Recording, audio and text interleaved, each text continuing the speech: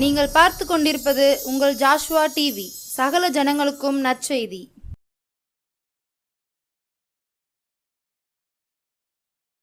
காணாமல் போன ஆடா இருந்தேனே ஏசையா, கண்ணோக்கி பார்த்தீரே, கவலைகளை மாற்றினீரே, மறக்கவில்லையே, மார்போடு அணைத்து கொண்டீரே, தேடி வந்தீரே, தீமைகளை அகற்றி விட்டீரே. Praise the Lord. ஆண்டவராகிய இயேசுவின் நாமத்தினால் உங்களுக்கு அன்பின் வாழ்த்துக்கள். சந்தோஷமாக இருக்கீங்களா? சந்தோஷமாக இருப்பீங்க நான் கர்த்தருக்குள்ளே நம்புகிறேன். கடந்த நிகழ்ச்சி உங்களுக்கு பிரயோஜனமாக இருந்திருக்கும் என்று நான் கர்த்தருக்குள்ளே நம்புகிறேன். இந்த நிகழ்ச்சியின் வாயிலாகவும் நிச்சயமாக ஆண்டவங்களோடு பேசுவார். சந்தோஷமாக ஆயத்தமாக நீங்கள் அமர்ந்திருக்கிறத பார்க்கும்போது எனக்கு ரொம்ப சந்தோஷமாக இருக்குது. ஆண்டவருடைய வார்த்தையை நாம் தொடர்ந்து தியானிப்போம். வாசிக்கலாம். மத்தேயு சுவிசேஷம் 2ஆம் அதிகாரம் 17ஆம் வசனத்தை நாம் வாசிக்க கேட்போம். திருப்பிக்கோங்க. மத்தேயு 2ஆம் அதிகாரம் 17ஆம் வசனத்தை வாசிக்க கேட்போம். புலம்பலும் அழுகையும் மிகுந்த துக்கம் கொண்டாடலும் ஆகிய கூக்குரல் ராமாவிலே கேட்கப்பட்டது. ராகேல் தன் பிள்ளைகளுக்காக அழுது அவைகள் இல்லாதபடியால் ஆறுதல் அடையாதிருக்கிறாள். கர்த்தருடைய நாமத்திற்கு மகிமை உண்டாகட்டும். நாம் வாசித்த அருமையான இந்த வேத பகுதி எதற்காக, இங்கே என்ன காரியத்தினால் இது அழுத்தமாக சொல்லப்பட்டது அப்படின்னு நம்ம பார்த்தோன்னு சொன்னால், இயேசு கிறிஸ்து பிறக்கக்கூடிய அந்த நாட்களில் 2 வயதுக்குட்பட்ட ஆண் பிள்ளைகள் அனைத்தையும் ஏரோது ராஜா கொல்ல வேண்டும் என்ற ஒரு கட்டளை போட்ட ஒரு நாள். எல்லா வீடுகளிலும் இருக்கிற ஆண் பிள்ளைகளை கொன்றார்கள். அந்த சம்பவம் ராமா முழுவதும் ஒரு பெரிய புலம்பலையும் அழுகையும் கொண்டு வந்தது. அதைத்தான் நாம் இந்த அருமையான வசனத்தின் ஆரம்பத்தில் சொல்லுது. புலம்பலும் அழுகையும் மிகுந்த துக்கம் கொண்டாடலும் ஆகிய கூக்குரல் ராமாவிலே கேட்கப்பட்டது அப்படின்னு நாம் வாசிக்கிறோம். இன்றைக்கி நாம் சிந்திக்க போகிற தலைப்பு புலம்பாதே. புலம்பாதே அப்படிங்கிற வார்த்தையை இன்றைக்கி ஆண்டவர் உங்களுக்கு உங்கள் இருதயத்தில் இருக்கிற புலம்பலை அடியோடு எடுத்து போட ஆண்டவங்களோடு பேச ஆயத்தமாக இருக்கிறார். ஏதோ ஒரு இழப்பு, ஏதோ ஒரு தோல்வி, ஏதோ ஒரு விரக்தி உங்கள் வாழ்க்கையில் இருப்பதினால புலம்பிக் கொண்டே இருக்கிறீர்களா? நீங்கள் எதிர்பார்த்த காரியம் உங்களுக்கு நடக்காததினால் புலம்பிக் கொண்டு இருக்கிறீங்களா? நீங்கள் எதிர்பார்த்த வாழ்க்கை உங்களுக்கு கைகூடி வரவில்லையே என்று புலம்பிக் கொண்டு இருக்கிறவங்களா இருக்கீங்களா? யாரை பார்த்தாலும் அந்த வார்த்தையை திரும்ப திரும்ப சொல்லிக்கொண்டே இருக்கீங்களா? சிலவங்க சொல்லுவாங்க, எத்தனை தரம் கேட்கறது, அரைச்சமாவே அரைச்சிக்கிட்டு இருக்கீங்களே, சொன்னதையே சொல்லிக்கிட்டு இருக்கீங்களே, பிளேடு மாதிரி இருக்க அப்படின்னு சொல்லுவாங்கல்ல. ஏன்னா அவங்க இருதயத்தில் அது எவ்வளோ பெரிய தாக்கத்தை உண்டு பண்ணிருச்சு. புலம்பிக்கிட்டே இருப்பாங்க, ஐயோ போயிடுச்சே. சிலருடைய வாழ்க்கையில் அந்த புலம்பல் அவங்களுக்கு பைத்தியமாகவே அவங்கள மாற்றிடுது. மனநலம் பாதிக்கப்பட்டவர்களை எத்தனை பேர் இன்னைக்கு மாறி இருக்காங்க. வாழ்க்கையில் தோல்வி, குடும்பத்தில் தோல்வி, படிப்பில் தோல்வி, பொருளாதாரத்தில் தோல்வி, வியாபாரத்தில் பிஸ்னஸில் தோல்வி அடைஞ்சிட்டேன், இதை எப்படி நான் ஃபேஸ் பண்ண போகிறேன், இதை எப்படி நான் என் வாழ்க்கையில் சரிப்படுத்த போகிறேன் அப்படின்னு அவங்க வாழ்க்கையில் அதை சிந்திக்கும்போது அவங்களுக்கு வேற எதுவுமே வழி இல்லை.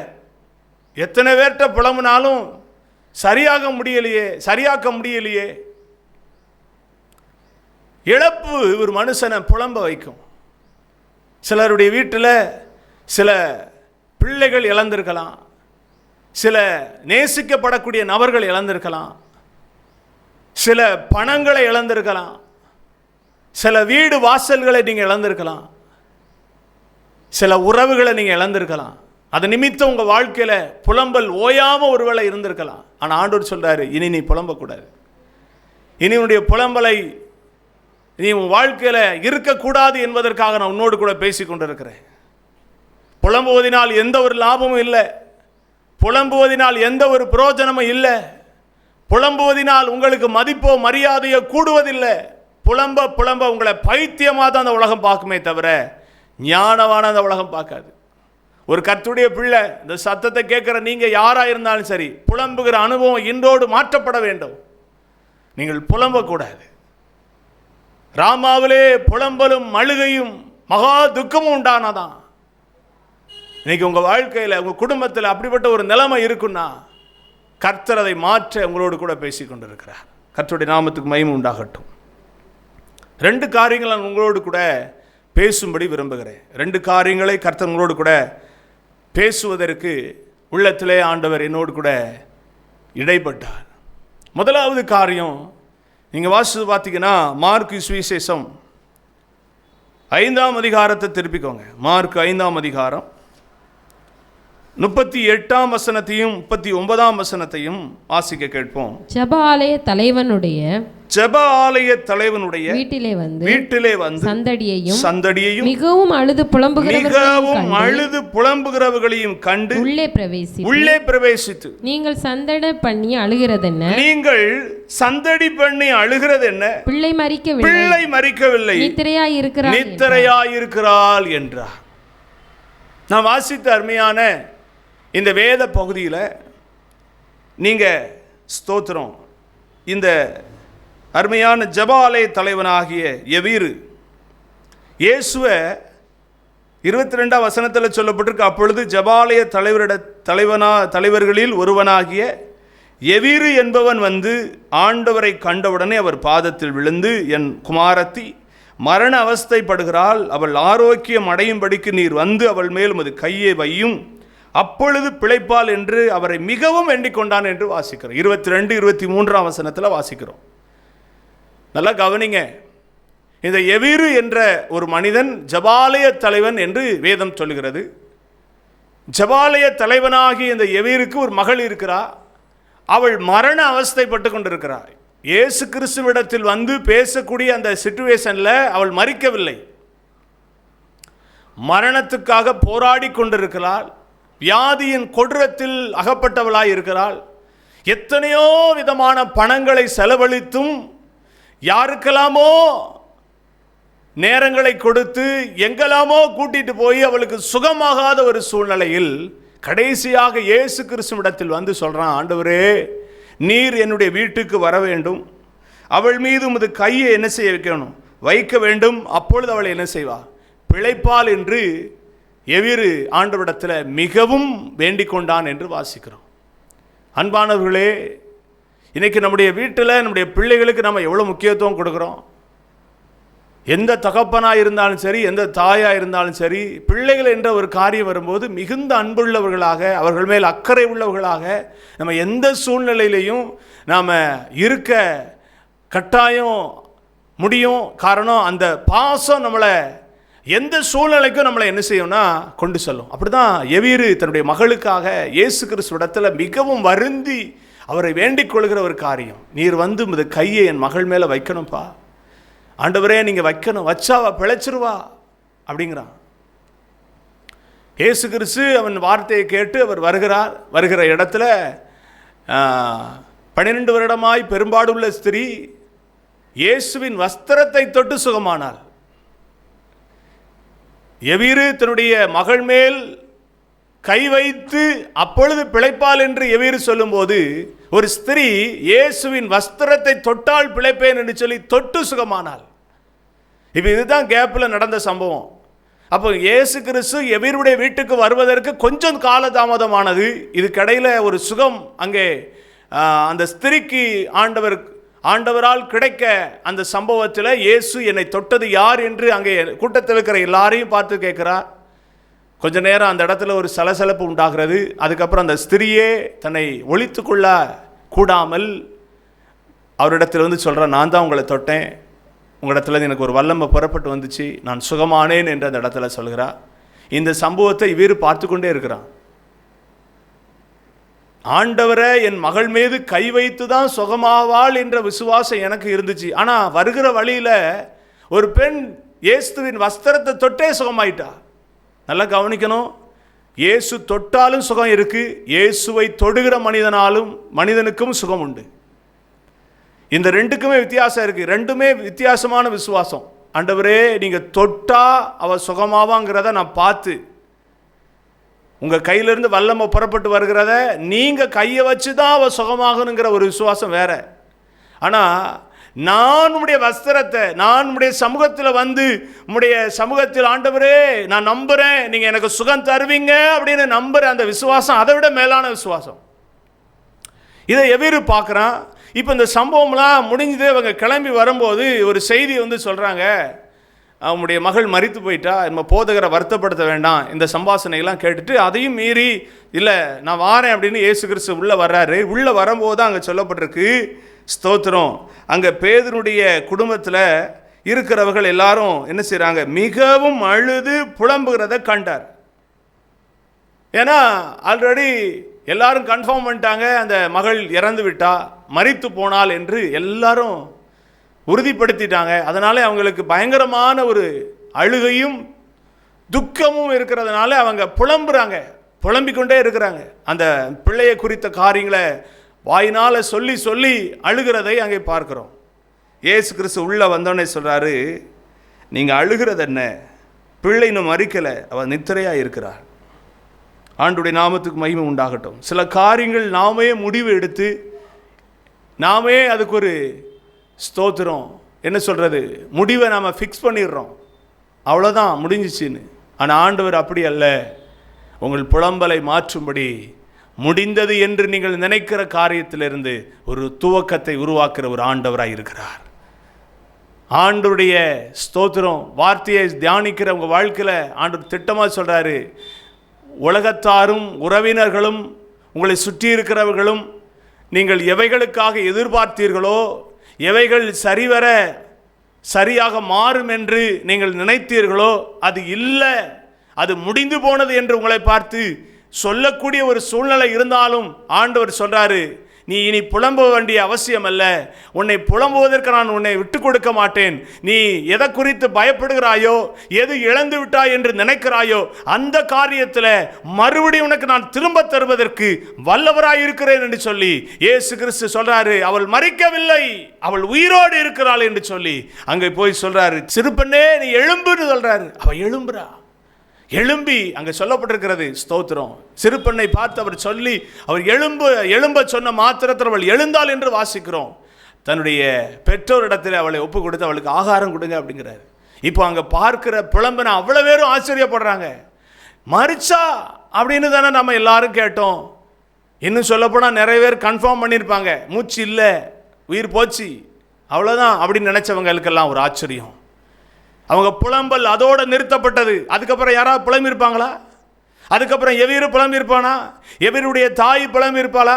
அவருடைய உறவினர்கள் புலம்பிருப்பாங்களா? நிச்சயமா புலம்ப வாய்ப்பில்லை. இன்னைக்கு ஆண்டவர் உங்களை பார்த்து சொல்றாரு, புலம்பிக் கொண்டிருக்கிற எந்த காரியமா இருந்தாலும் சரி, ஆண்டவர் சொல்றாரு, என்னால் அவைகளை மாற்ற முடியும். இந்த வார்த்தையை கேட்கிற நீங்க ஒருவேளை ஆண்டவராகிய இயேசு கிறிஸ்துவுக்கும் உங்களுக்கும் சம்பந்தம் இல்லாத ஒரு சூழ்நிலையில ஏதோ ஒரு எதர்ச்சியாக அந்த நிகழ்ச்சியை பார்த்து கொண்டிருப்பீங்கன்னா, உங்க புலம்பலை மாற்றக்கூடிய ஒரே ஒரு வல்லமையுள்ள தேவன் ஆண்டவராகிய இயேசு கிறிஸ்து ஒருவரே.